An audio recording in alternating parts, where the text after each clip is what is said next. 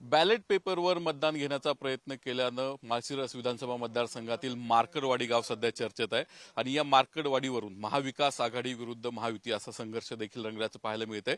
महाविकास आघाडीच्या नेत्यांनी मार्कडवाडीला भेट दिल्यानंतर आता महायुतीचे नेते मार्कडवाडीकडे निघालेले आहेत। आपल्याबरोबर सदाभाऊ खोत आणि गोपीचंद पडळकर आहेत, पुण्यातल्या हेलिपॅडवरती आहेत आणि सकाळी फळांचा नाश्ता त्यांचा सुरू आहे। भाऊ, तुम्ही निघालेला आहात मार्कडवाडीकडे, काय तुमचा अजेंडा आहे, काय भूमिका आहे?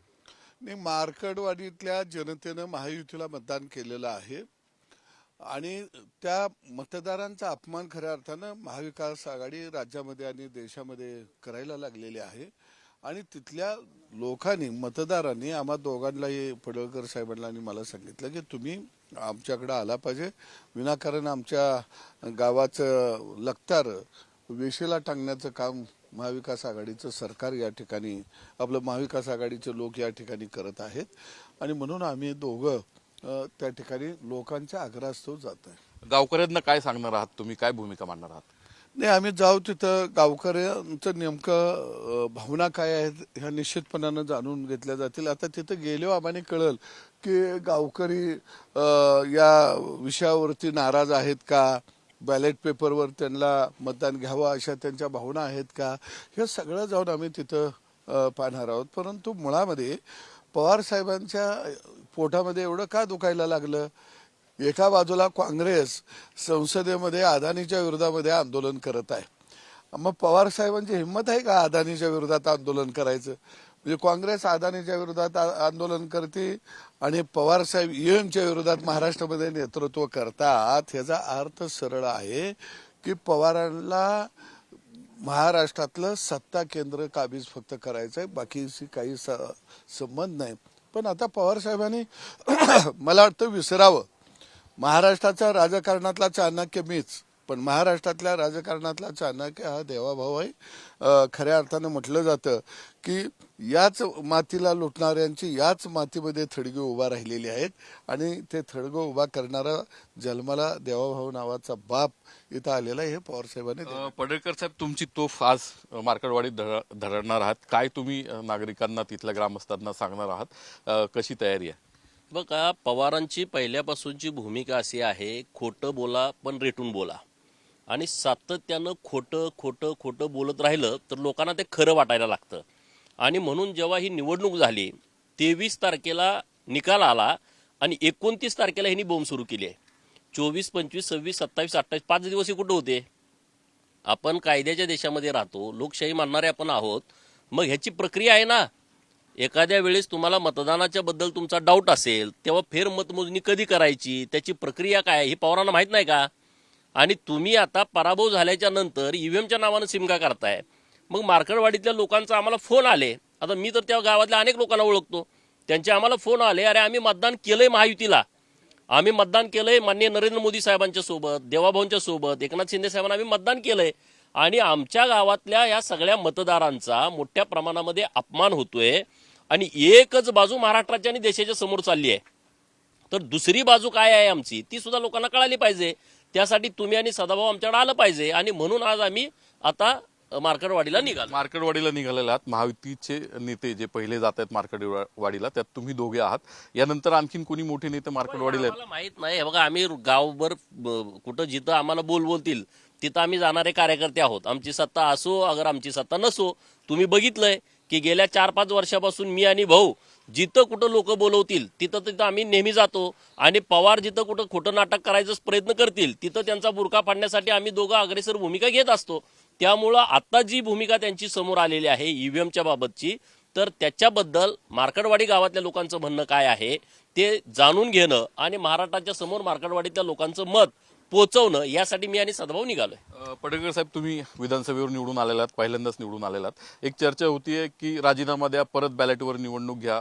उत्तम जानकरांनी ती मागणी केली, राम सातपुतेंनी त्याला सकारात्मक प्रतिसाद दिलाय, तिकडे अमरावतीमध्ये नवनीत राणा, बळवंत वानखेडे यांच्यामध्ये सुरू, तुम्ही विधानसभेवर आहात, तुमची काही अशी तयारी आहे का? हे बघा, हे मोठे मासे पहिल्यांदा आहेत, त्यांनी पहिल्यांदा राजीनामे दिले पाहिजेत। कशाला गरीब लोकांचे बळी देत आहे? कोणी उत्साहात अतिउत्साहात येऊन स्टंटबाजी करून ते काही घोषणा करत असतील, परंतु पहिला राजीनामा दिला पाहिजे सुप्रिया सुळेंनी। कारण त्या 4-6 महिन्यापूर्वी लोकसभा निवडणूक झाली, त्या निवडणुकीमध्ये 1-1.25 लाखाच्या फरकाने निवडून आलेत. दुसरा राजीनामा दिला पाहिजे जयंत पाटलांनी, जो गुडघ्याला बासिंग बांधून मुख्यमंत्री पदाचा दावेदार होता आणि 22 तारखेला दिवस आणि रात्रभर सगळ्यांच्या घरी फिरत होता. त्यांनी पहिला राजीनामा दिला पाहिजे आणि तिसरा राजीनामा रोहित पवारांनी दिला पाहिजे. बाकीच्यांचं कशाला राजीनामे घेता? या तिघांचे राजीनामे घ्या आणि त्यांनी ईव्हीएमच्या आंदोलनामध्ये समोर यावं राजीनामे देऊन. तात्काळ आता सुप्रिया सुळे दिल्लीत आहेत, त्यांनी लोकसभा अध्यक्ष ओम बिर्ला साहेबांची भेट घ्यावी आणि या दोघांनी राहुल नार्वेकर साहेबांची कालच निवड झाली, त्यांची तात्काळ भेट देऊन राजीनामा द्यावा. बाकीच्यांना कायला तुम्ही पुढे करताय? गावकऱ्यांनी सदाभाऊ काहीतरी विशेष तयारी केलेली आहे तुमच्या स्वागतासाठी. काय तयारी केली आहे, काय तुमची माहिती? नाही, अजून मला काही समजलं नाही, पण गावकरी चामाने बोलवत होते आणि म्हणून आम्ही निघालोया. आतापर्यंतच्या महाराष्ट्राच्या राजकारणात कसं झालं, पवार साहेबांनी काय केलं की पवार साहेबांनी नवा डाव टाकला.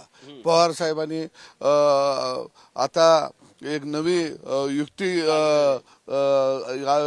तयार केलेली आहे आणि ह्या युक्तीमध्ये आता हे सगळे फसणार. काय पवार साहेब आता सगळ्यांना निश्चितपणानं घरला घालवल्याशिवाय थांबणार नाही. म्हणजे नुसता भाव करायचा म्हणजे दुसरा चेहराच या महाराष्ट्रामध्ये काय होऊ दिला नाही. अरे पवार साहेब म्हणजे काय, तो का राष्ट्रवादी पक्ष होता का? ती गुंडांची टोळी होती, सगळे सरदार तिथं होते, निवडून येणारच सरदार आता तुमच्याकडे आले. ते सरदार बाजूला झाल्याबरोबर अजितदादा 41 वर गेला ना.